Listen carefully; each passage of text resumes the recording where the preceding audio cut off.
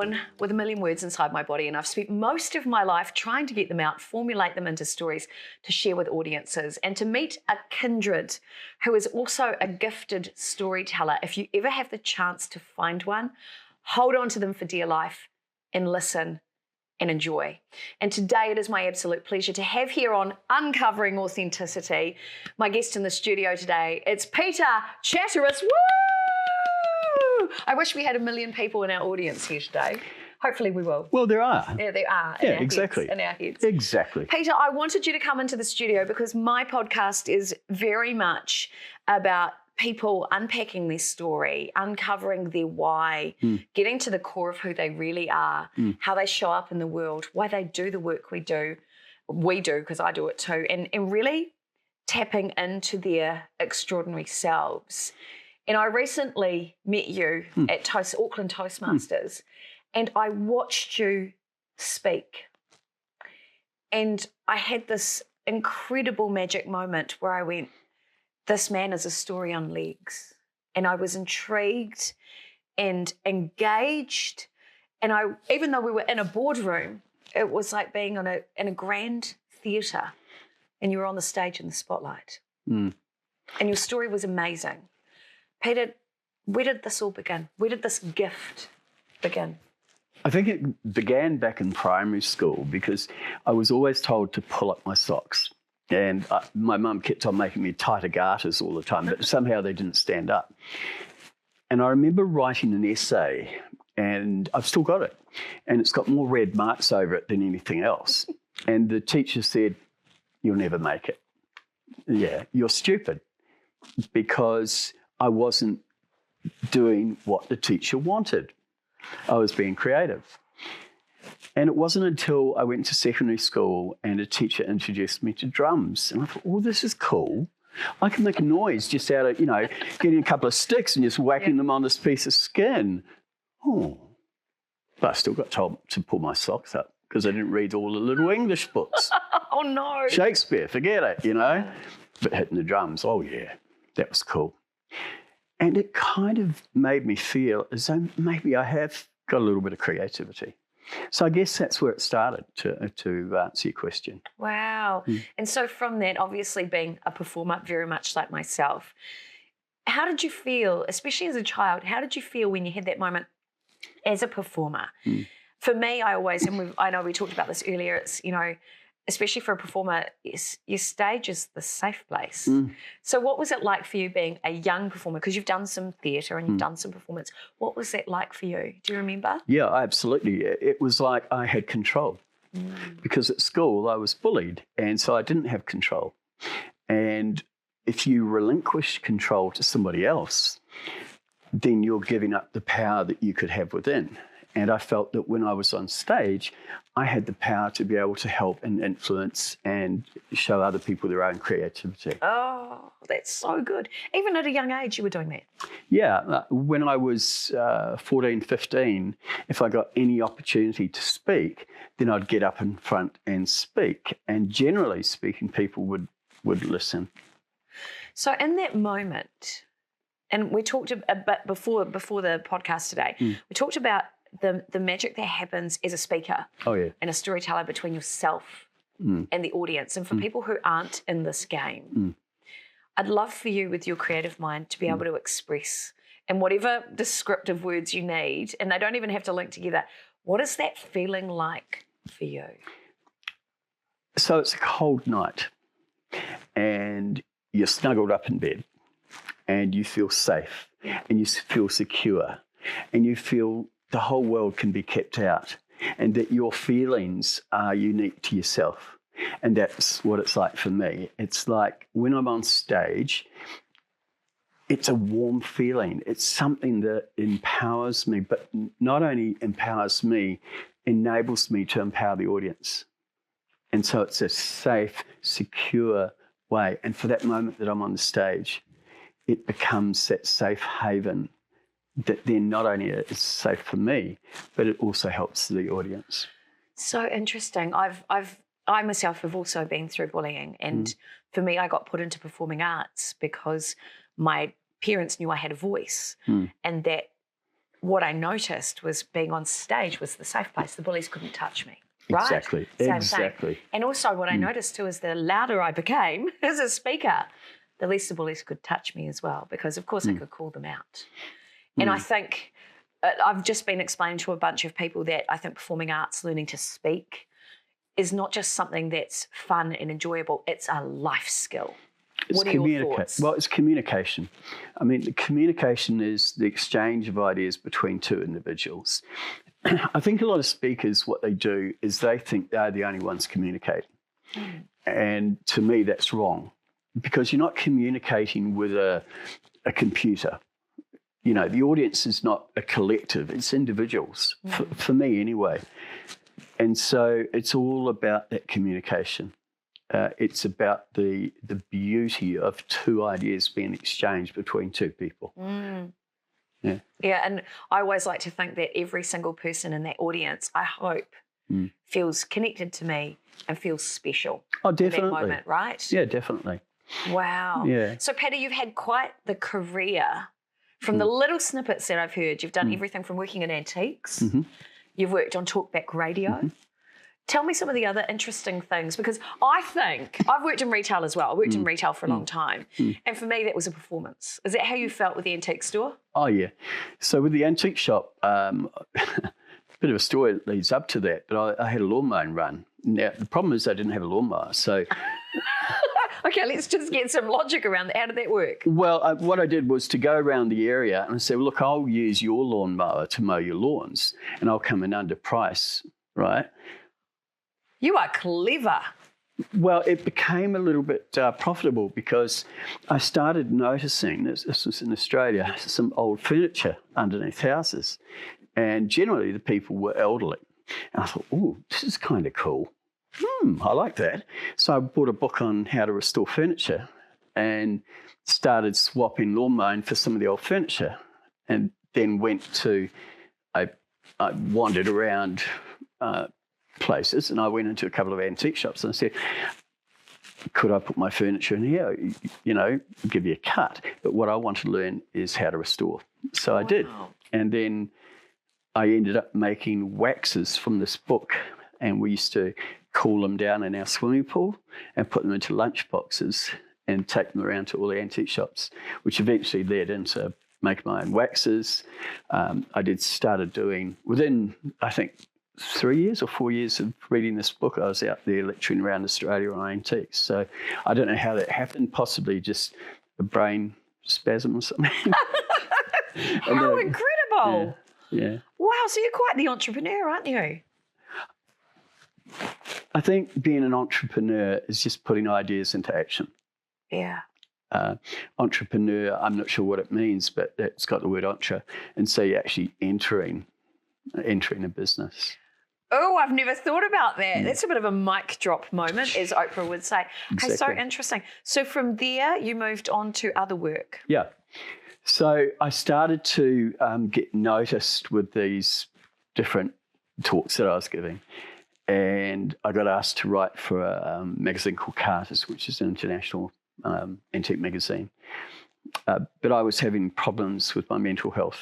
And it really, that put a paid to it. So I came back here to New Zealand. And I could concentrate for probably half an hour. So I was quite ill. And so I needed something that was going to increase that concentration. So I started studying computers.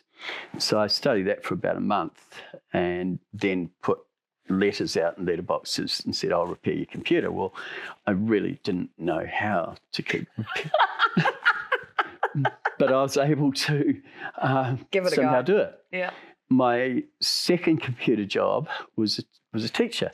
And she said to me, who I married, and she said to me, Pete, at school, we've got a music program. She knew I played drums. Could you teach drums? I said, yeah, no problem. I'll come down.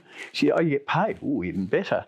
So that started my music education career. And then I went into audio production, music technology, that sort of thing. Oh, my goodness. See, you are, that's so typical of a true creative in the fact that it almost doesn't matter what we do. We do it with every single piece of our being. Oh. We jump into it, usually until we've mastered it. And once we've mastered it, we're bored with it and we want to move on to something else, right? Would that be fair? Oh, yeah, totally. You know, I have a couple of music students at the moment. They approached me. They were down in Rotorua. And I didn't, I'm over teaching music. You know, it's not as boring, but it's been there, done that, right, move on to something else. But they approached me, they were recommended to me, so I do them on Zoom.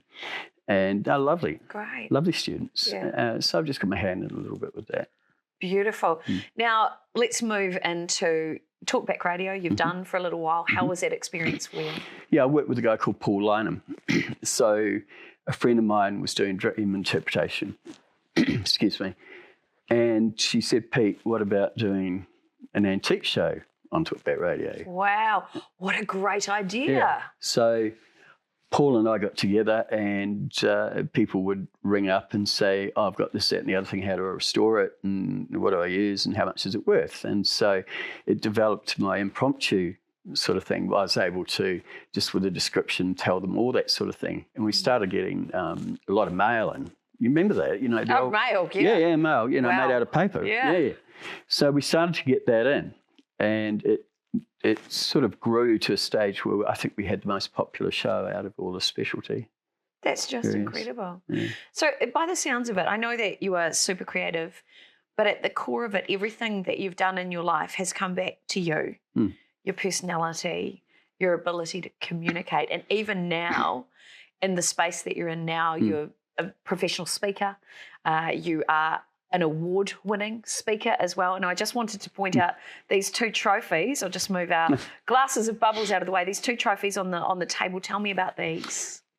So I'm in Toastmasters, and Toastmasters is quite a competitive organisation. I've been in 8 years, excuse me, and in 8 years I've reached district final 4 times, which is, it used to be New Zealand wide. Now it's it's the North Island, basically. I've been in the international contest twice and table topics twice. So this one's table topics, which is impromptu.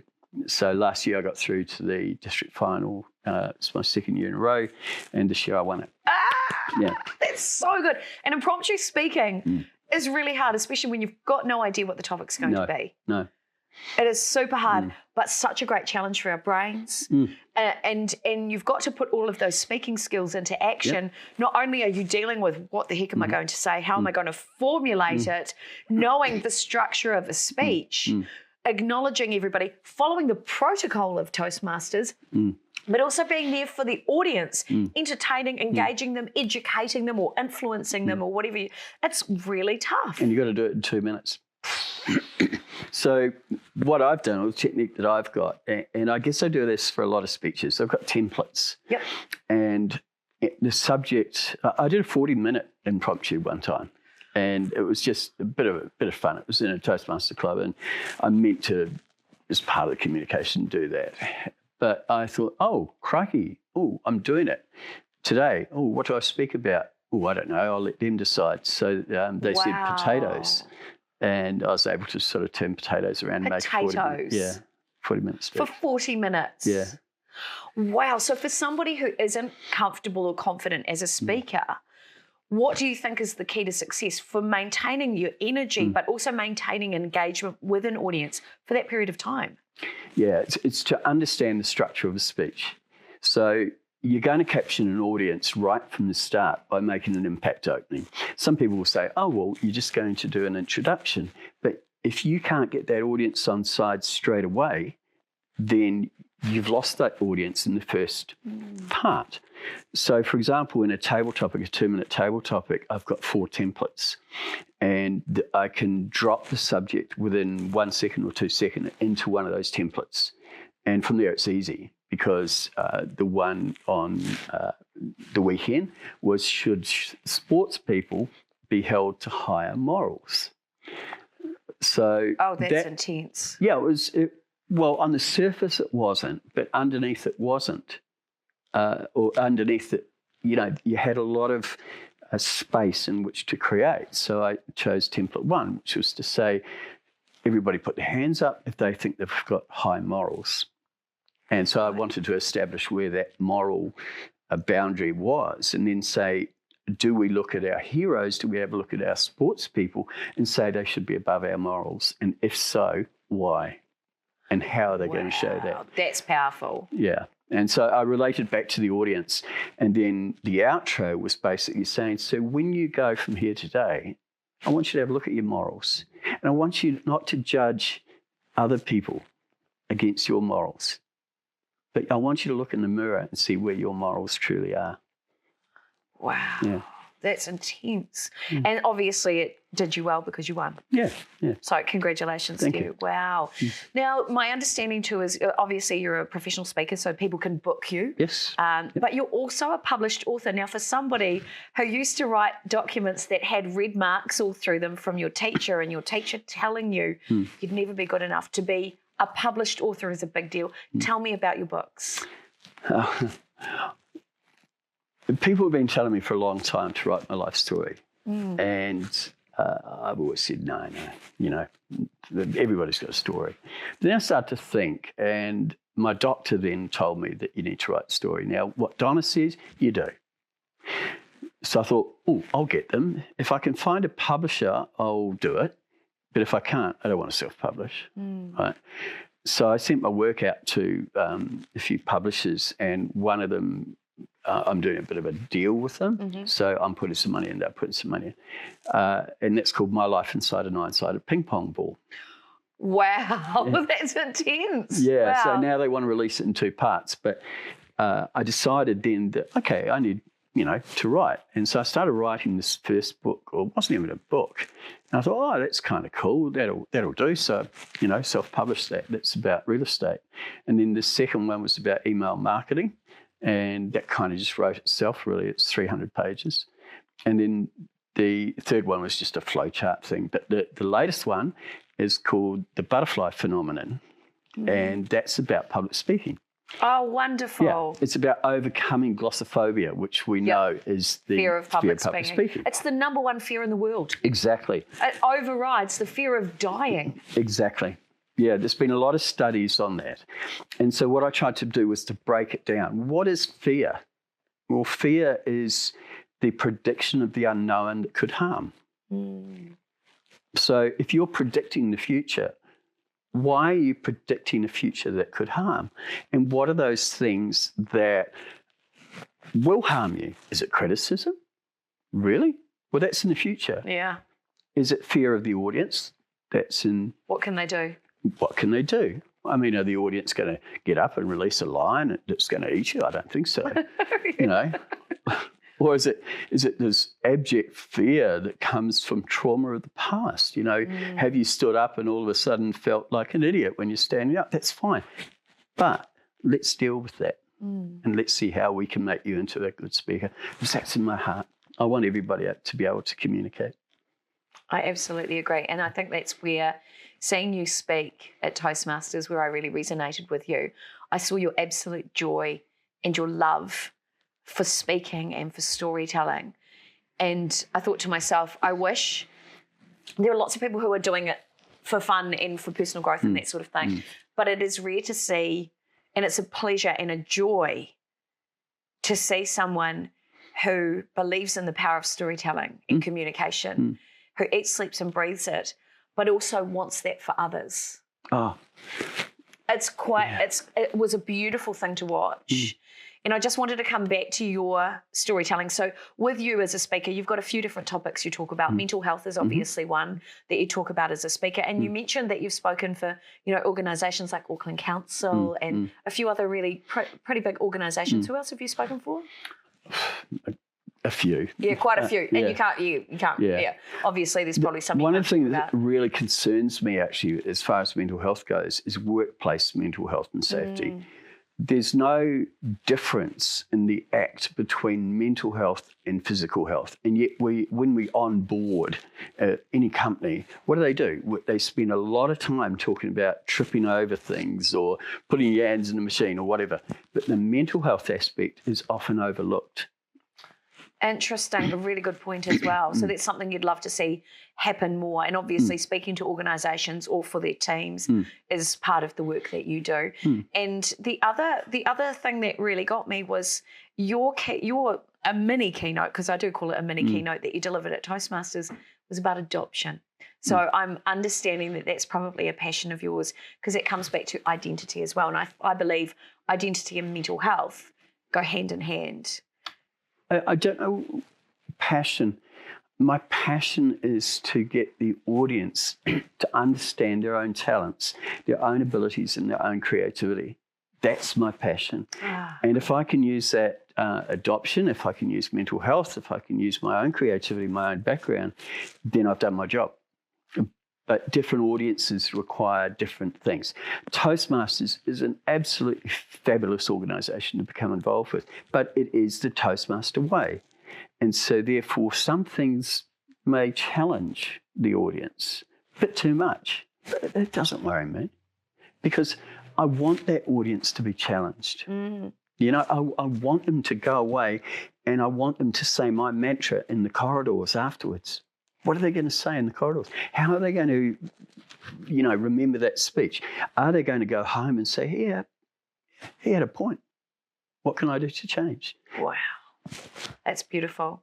So, Peter, if people want to get in touch with you, if they want to book you to come in, or they want to start that conversation about coming and speaking to their organisation, to their teams, or they want to find out more about your books, how can they get in touch with you? 027 663 0765 or Pete at peterchatteris.com. Excellent. I'll make sure that we've got those graphics up on the screen. And you can go to peterchatteris.com.